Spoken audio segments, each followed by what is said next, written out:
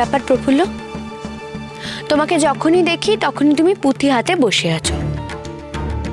শুধু পুঁথি বিদ্যা দিয়ে কি হবে শুনি? এদিকে তোমায় যে বাবা ঠাকুর নতুন কিছু করে দেখাতে বলেছেন সে কথা মাথায় আছে তোমার? ঠাকুর আসার কিন্তু সময় হয়ে এলো। কবে করবে সেসব? সময় হলে বুঝতে পারবে দিবা। আচ্ছা, তা বেশ, তোমার সময় হওয়ার অপেক্ষাতেই আমি রইলাম।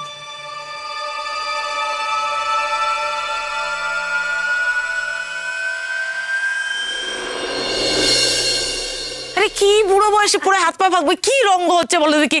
আচ্ছা এইসব কি আমার, এইসব করার বয়স নাকি এখন আমার? আরে আস্তে আস্তে আস্তে ওঠো। কি কি জিনিস দেখতে চলেছি আমরা? তোমার এরকম ভাবে- কিচ্ছু হবে না, আমি তো তোমাকে ধরে আছি। আগে যে জিনিসটা দেখাতে নিয়ে যাচ্ছি সেটা দেখো। আরে তুমি বা কেন তো ছটফট করছো? এটা তো তোমারই জায়গা, রাতের অন্ধকারে তো হাঁটো তুমি নাকি? আরে রাতের মধ্যে করে চোখ খুলে হাঁটি, আমি তখন কিছু দেখতে, কি কোথায় যাচ্ছি কি করছি আমি।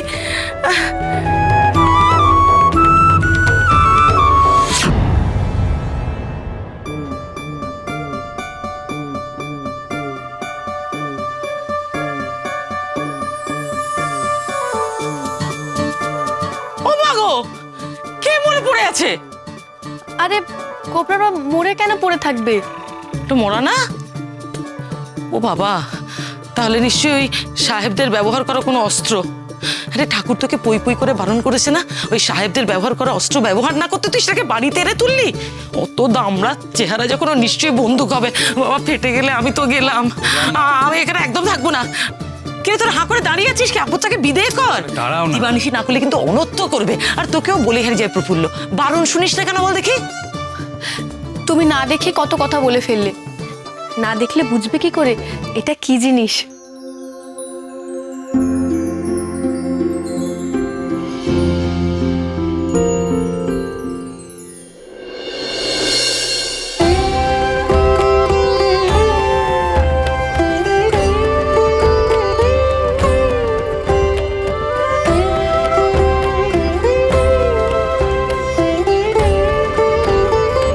এটা কি কি হয় এটা দিয়ে?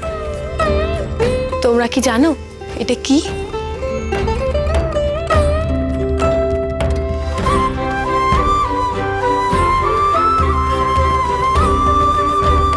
আমি জানি, এটা বিনা। খানা? কোন দেশের খাবার এরকম হয়? না না, খানা নয়। জিনিসটা কি খায় না মাথায় দেয়? ভীমা ঠিক বলেছে, এটা হলো বীণা, এক ধরনের বাজনা। এটা বাজিয়ে লোকে গান গায়। এর সুর যেমন মিঠে তেমনি জোরালো। বিনা মানে মা সরস্বতীর হাতে যেটা থাকে তাই? হ্যাঁ গো হ্যাঁ, মা সরস্বতীর হাতের বীণার মতো বীণা। বাহ বাবা বাবা, এমন সুন্দর বীণা তুই পেলি কোথায় রে? সাহেবদের কুঠিতে তো এরকম বীণা থাকার কথা নয়। আর জমিদার বাড়ির থেকে লুট করেও তো এরকম বীণা কখনো আনা হয়নি। তাহলে পেলি কোথায়? জঙ্গলে কুড়িয়ে পেয়েছিস বা মা সরস্বতী তোকে বর দিয়েছেন এই কথা বললে তো চলবে না। তা কেন বলবো? আমাকে কেউ দেয়নি, এটা আমি নিজের হাতে বানিয়েছি।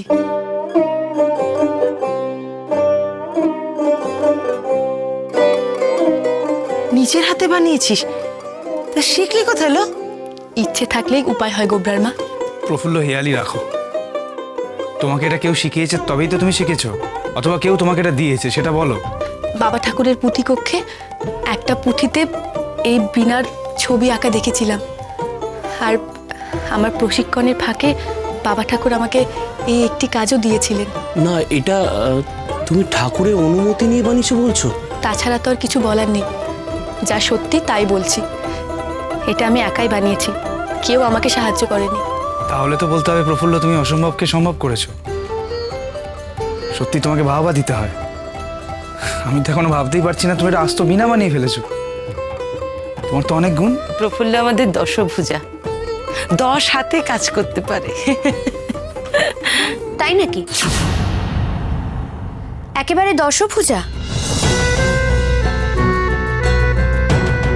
এবার দেখি তোমার দশভুজার কত ক্ষমতা। ওর 10টা হাতের কটা হাত খসে এবার একটু দেখি। মরণ, তুই কি রে দিবা?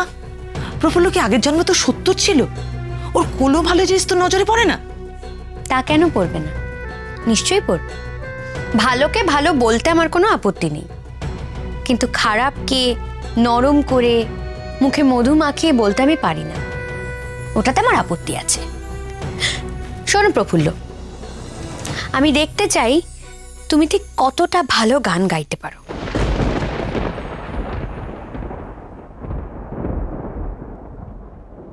বিনা তৈরি করা আর বিনা বাজিয়ে গান গাওয়া এক কথা নয় প্রফুল্ল।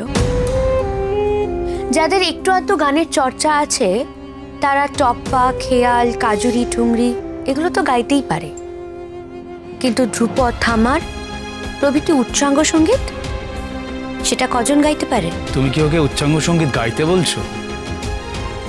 আমার মাথা খারাপ হয়েছে? যে গানের গ জানে না তাকে আমি উচ্চাঙ্গ সঙ্গীত গাইতে পড়বো? ওকে উচ্চাঙ্গ সঙ্গীত শিখতে হবে, আর এটা ঠাকুরের আদেশ। আমি গান শিখবো। কে শেখাবে? তুমি? হ্যাঁ, আমি ছাড়া এখানে ভালো গান গাইতে তেমন কেউই পারে না।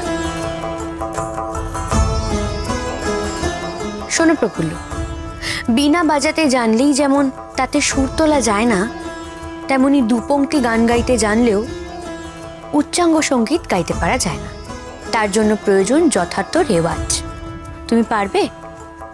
সূর্য উদয়ের আগে ঘুম থেকে উঠে প্রত্যেকদিন রেওয়াজ করতে বসতে পারবে তুমি?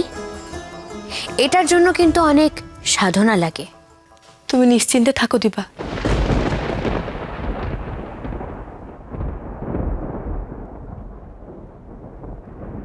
মা সরস্বতীর কৃপায় যখন তার হাতের বীণা তৈরি করতে পেরেছি, তখন ভক্তি, শ্রদ্ধা আর অধ্যাবসায় দিয়ে মা সরস্বতীকে আমার গলাতে প্রতিষ্ঠা করতে পারবো একদিন না একদিন। এই বিশ্বাস আমার আছে।